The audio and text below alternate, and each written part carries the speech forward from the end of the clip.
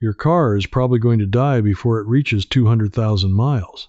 Mine just rolled past 700,000. Same kind of engine, same salted winter roads. And here is the part that makes no sense to me even now. The country that builds the longest living engines on Earth throws its own cars away faster than almost anyone alive. Japan scraps a perfectly good car at 13 years. Yet the habits that carried mine to 700,000 came straight from there. I first got suspicious standing in a tiny garage outside Nagoya, watching an old mechanic write in a little green notebook before he ever touched the hood. By the end of this, I will hand you that notebook, a document every Japanese car has carried by law since 1951. And every one of these 17 habits works in your driveway this week, with no special tools and no trip across the ocean. So let me lay the case out the way I found it, one piece at a time, because when I started pulling this thread, I did not believe it either. Here is the first thing that refused to add up. Japan makes the most reliable cars on the planet. Toyota, Honda, Mazda, Subaru, the names that top every dependability survey in America, year after year. You would assume the roads of Tokyo are full of 30-year-old Corollas with 1,000,000 miles on them. They are not. The average car in Japan gets scrapped at around 13 years old. In the United States, we now keep our cars over 12 years and climbing. So the country famous for reliability keeps its cars barely longer than we keep ours, and often less. That made no sense to me. If anyone on Earth should be driving ancient, immortal cars, it should be the people who build them. But the deeper I dug, the stranger it got. Because those same Japanese cars, the ones tossed out at 13 years, do not die. They get loaded onto ships. They sail to Russia, to Pakistan, to Kenya, to New Zealand, and there they run for another 20, 25, 30 years. There are Toyota Land Cruisers in the African bush, older than the mechanics working on them. There are used Japanese vans in Karachi with the original owner's parking sticker still in the window. The car that Japan called finished at 13 years is still hauling families and cargo 3 decades later on the other side of the world. So the car was never the problem. The car was never worn out. Something else was ending its life in Japan long before the machine gave up. And that something is the first clue in this whole case. The answer is a word most Americans have never heard: shaken. It is Japan's mandatory vehicle inspection, written into law with the Road Transport Vehicle Act of 1951. Every car in Japan must pass it. A new car gets 3 years before its first inspection. After that, every single car must be inspected every 2 years for the rest of its life, with no exceptions. And this is not the 15-minute glance we call an inspection here. This is a bumper-to-bumper, brake line, emissions, undercarriage, suspension teardown that can cost the owner the equivalent of $1,000 to $2,000 every 2 years, sometimes far more as the car ages. Now here is why that matters, and why it cracked the case wide open for me. The shaken system did 2 things at once. It made keeping an old car in Japan financially brutal, which is why people there junk cars that still have hundreds of thousands of good miles left. But it also did something quieter and far more important. It forced an entire nation into a rhythm of relentless, scheduled, preventive maintenance. Nobody in Japan waits for something to break. They cannot afford to fail the inspection. So the culture, over 70 years, built a set of maintenance habits so deep that people do them without thinking habits that have almost nothing to do with the law itself and everything to do with keeping a machine alive. The Japanese owner does not keep the car, but the Japanese owner keeps it in a state so perfect that when it finally ships overseas, it outlives everything around it. The habits are the treasure. The car is just the box they came in. And the very first one broke a belief I had held my whole driving life. I always thought the danger to an engine was the highway. Speed, heat, the long haul. I was wrong, and so is almost everyone I know. The real killer happens in the first 90 seconds after you turn the key, before you have gone anywhere at all.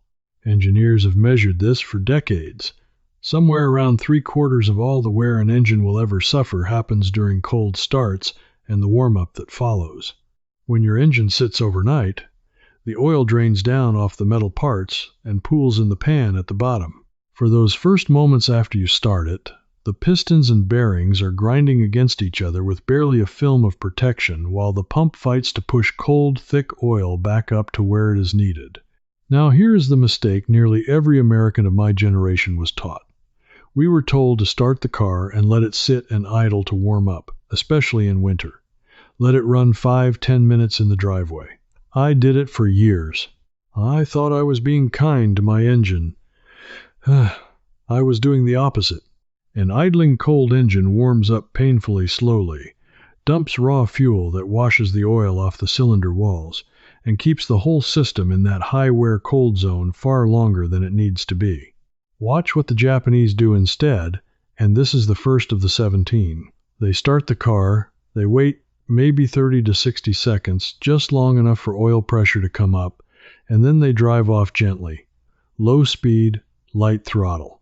No hard acceleration, no high revs, for the first several minutes until the temperature needle lifts off cold. Driving under a soft load warms the engine 2 to 3 times faster than idling, because the engine is doing gentle work and generating real heat, without ever being strained.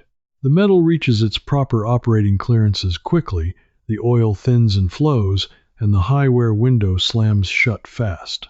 That one habit gentle for the first 5 minutes, every single time is worth more to your engine than any additive on the shelf. I have done it religiously since I learned it.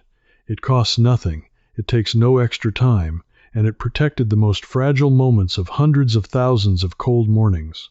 But knowing this only made me angrier because it raised a question I could not shake. If this is measurable, if engineers have known for decades that cold starts do most of the damage, then why was I taught the exact opposite? Why did every voice around me tell me to idle and wait? Somebody, somewhere, benefited from me wearing my engine down, and the closer I looked at who profited, the uglier the picture got. Because here is what I finally understood.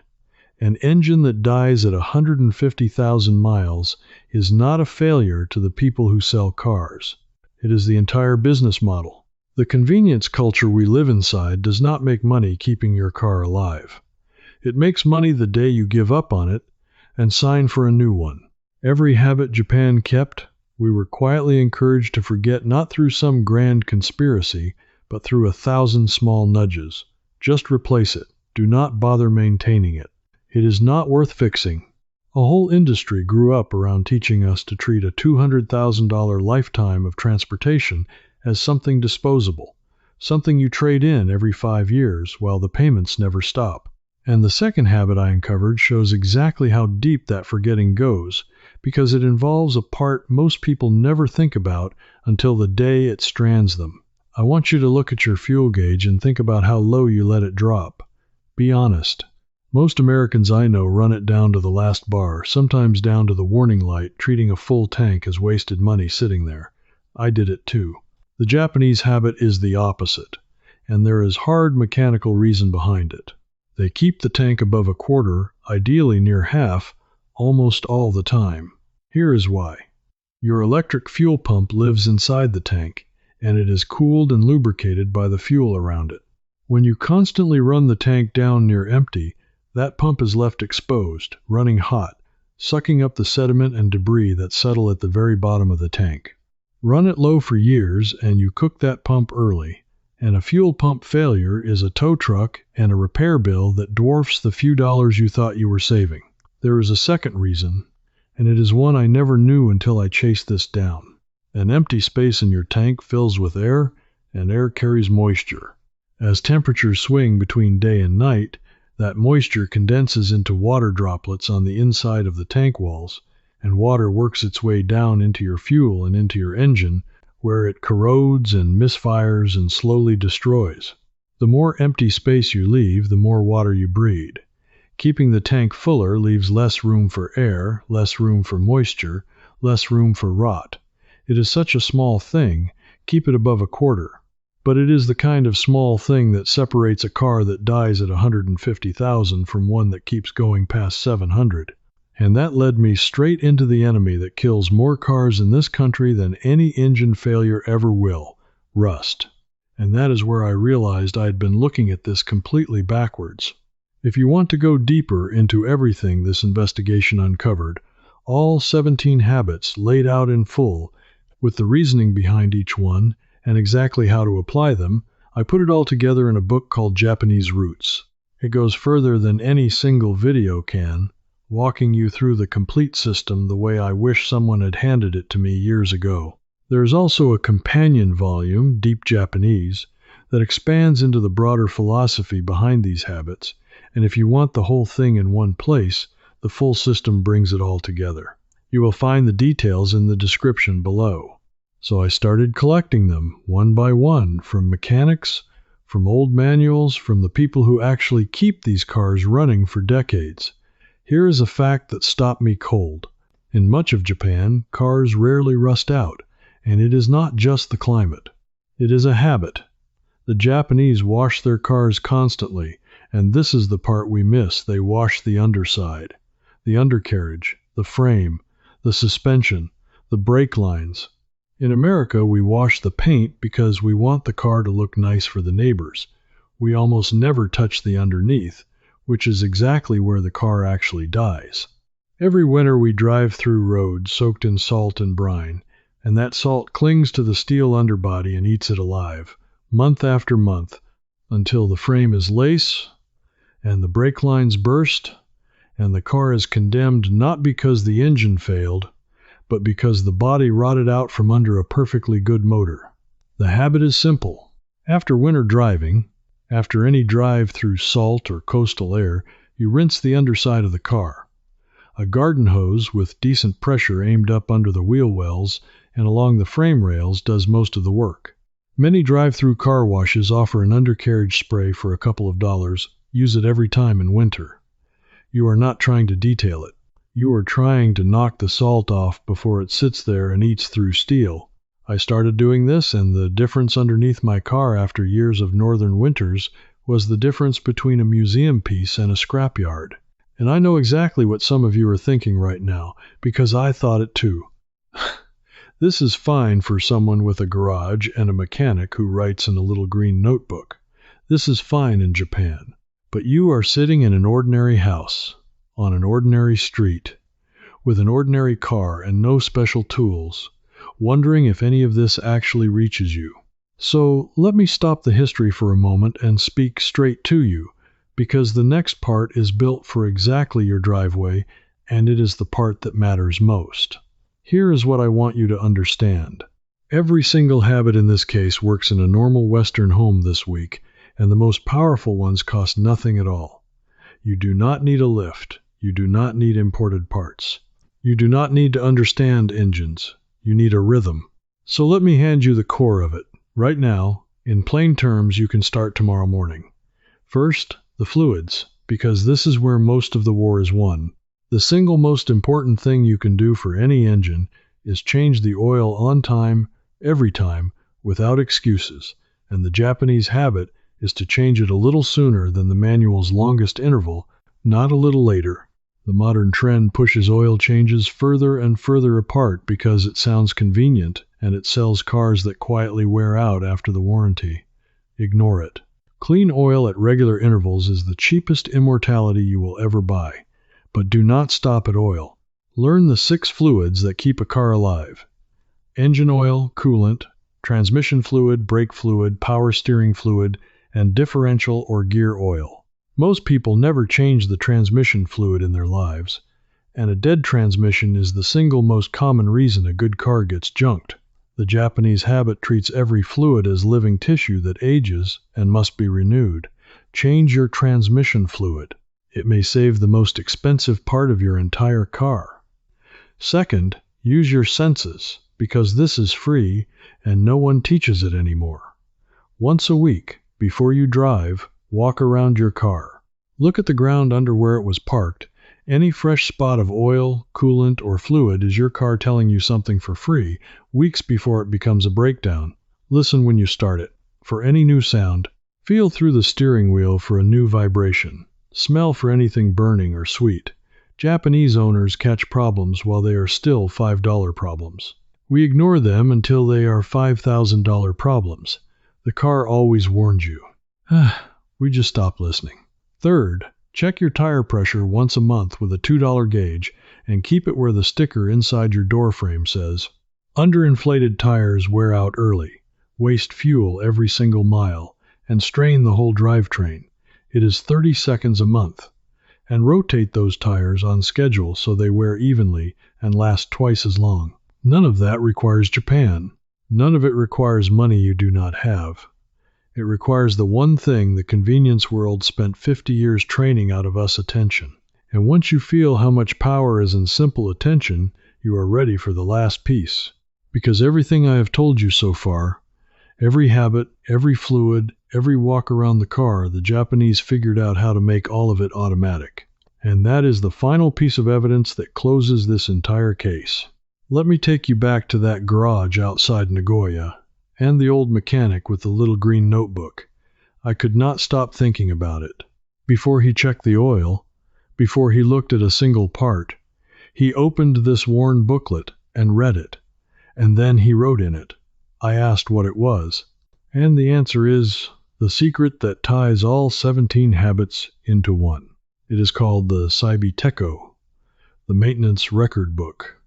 And by law, going back to that same 1951 Road Transport Vehicle Act, every car in Japan carries one. It is a physical logbook that lives with the vehicle its entire life. Every oil change, every fluid, every part replaced, every inspection, every repair, all of it is written down by hand with the date and the mileage in a book that stays with the car even when it is sold. When that car ships overseas 30 years later, the book often goes with it, and a mechanic in Kenya or New Zealand can open it and see the entire life story of that machine, every act of care it ever received. Now understand what this quiet little book actually does. Because it is genius, and we threw it away. It converts maintenance from something you try to remember into something you cannot forget. You are not relying on your memory, which fails. You are not relying on a warning light, which only comes on after the damage is done. You have a written rhythm in front of you. You open the book and it tells you, in your own handwriting, exactly what was done and when, so you know exactly what is due. Nothing gets skipped, nothing gets doubled, nothing gets forgotten in the fog of a busy life. The book remembers, so you do not have to. And that is the difference between a car maintained in a panic and a car maintained in a rhythm. The rhythm is what carries it past 700,000 miles. Here is the thing that made me sit down when I finally understood it. This is not ancient wisdom locked in a foreign language. This is a spiral notebook and a pen. The answer existed the whole time. Japan built it into law 70 years ago, and the discipline it created is exactly why their cast-off cars outlive everything on the road overseas.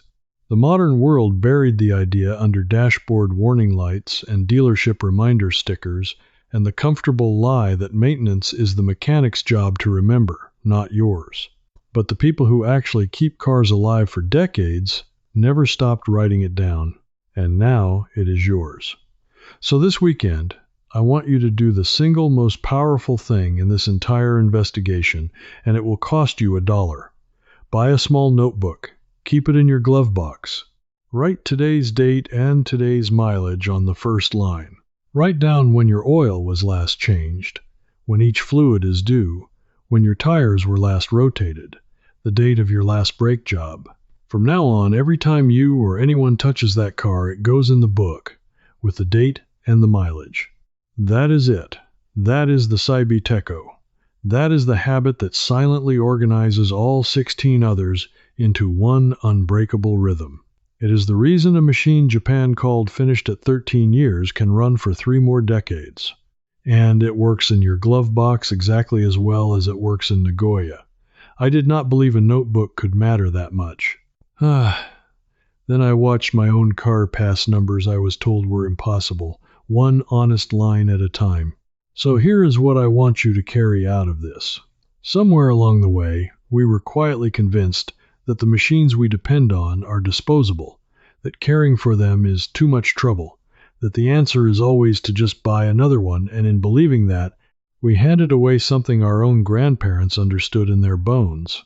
You just took it back. You are not the kind of person who swallows the easy answer that keeps you paying forever.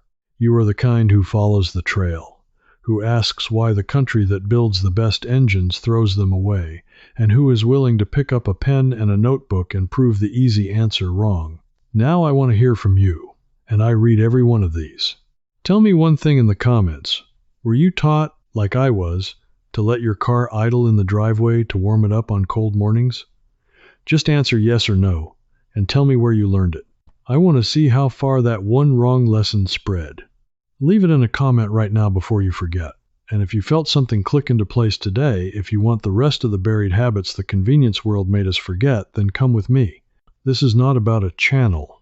It is about a small and growing group of us digging up the quiet, practical wisdom that older cultures solve for free and that we were sold expensive substitutes for. Subscribe and stand with us. Because the next thing I uncovered is about the Japanese kitchen, one specific habit with a single cheap ingredient that Japanese families have used for 400 years to make food last for weeks without refrigeration, and once you see it, you will never look at your refrigerator the same way again. I will lay that case in front of you next. That's how mine reached 700,000 miles. But here we only glimpse the overview. Inside the Japanese ways circle, I pick up right where this video stopped, walking you through every habit. And if you get stuck, you ask me directly.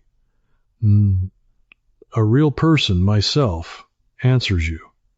You'll belong alongside thousands of curious learners like you. Just point your phone's camera at the code on your screen, and you can cancel anytime. No risk.